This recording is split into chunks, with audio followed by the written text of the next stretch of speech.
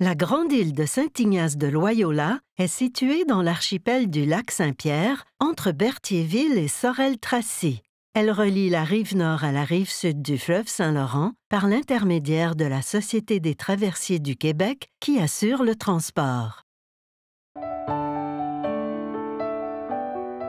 C'est à cette époque que le gouverneur de la Nouvelle-France, M. Charles-Jacques O de Montmagny, accompagné par le révérend Paul le Jeune, nomme la grande île Saint-Ignace de Loyola en l'honneur du fondateur des Jésuites.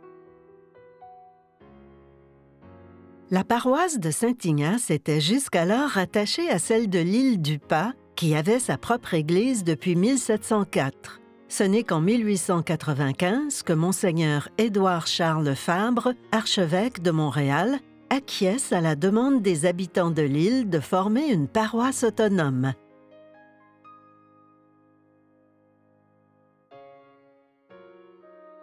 La municipalité de Saint-Ignace de Loyola est officiellement reconnue par le gouvernement du Québec. Quelques semaines plus tard, le conseil municipal, constitué de 7 membres, est élu et M. Didas Guévremont devient alors le premier maire de Saint-Ignace. On construit alors une première chapelle en bois et l'abbé Onésime Lachapelle est nommé curé. 2 ans plus tard, exposées sous un grand chapiteau, les 3 cloches de la paroisse résonnent pour la première fois. En mars 1898, l'évêque du diocèse de Montréal, Monseigneur Paul Bruchézy, autorise la construction d'une nouvelle église sur l'île. 2 ans plus tard, tous les paroissiens sont invités à la bénédiction de celle-ci par Monseigneur l'évêque. Le conseil municipal accorde à l'entreprise Shawinigan Water and Power le mandat d'installer et de fournir l'électricité servant à éclairer, à chauffer et à procurer de l'énergie à toute la communauté. Une demande du conseil municipal de Saint-Ignace a ainsi été portée à l'attention du ministre des Transports du Québec, M. Pierre-Joseph Arthur Cardin, afin de relier les chemins par des ponts. C'est au cours de l'été 1939 que les travaux de construction de 3 ponts de bois se terminent. 13 ans plus tard, ils seront remplacés par des ponts en acier. La compagnie de traverse du Saint-Laurent a obtenu un permis de 10 ans pour transporter des personnes et des voitures entre l'île Saint-Ignace et Sorel au coût de 1 piastre pour une auto, 1 piastre pour une voiture tirée par 2 chevaux, 75 sous pour une voiture tirée par 1 cheval et 25 sous pour une personne adulte. Des lignes téléphoniques commencent à être installées sur le territoire de l'île. Ce nouveau moyen de communication, qui est fort apprécié, comporte malgré tout certains problèmes d'utilisation.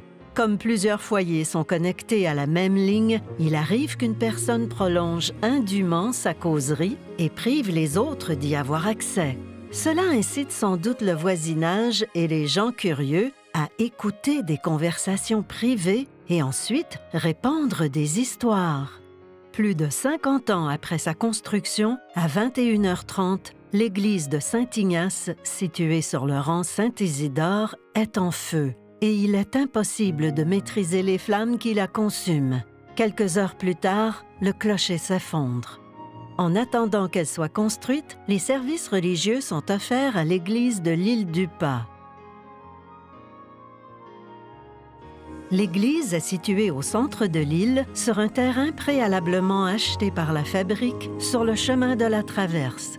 Elle est construite dans un style original et moderne. En plus de la structure principale, le bâtiment qui inclut la sacristie est relié au presbytère par un passage intérieur. Les 3 nouvelles cloches sont nommées Angelo, en l'honneur du pape Jean XXIII, Joseph Arthur, en hommage à Monseigneur Papineau, et Albert, en signe de gratitude envers le curé Bélanger, pasteur de la paroisse. Offrir à ses concitoyens des services d'alimentation en eau potable et de traitement des eaux usées était une promesse du maire Lucien-René Plante lors de sa campagne électorale. Enfin, la promesse est tenue. Un réseau d'aqueducs est installé sur une grande partie du territoire et des compteurs d'eau sont disposés dans chaque foyer.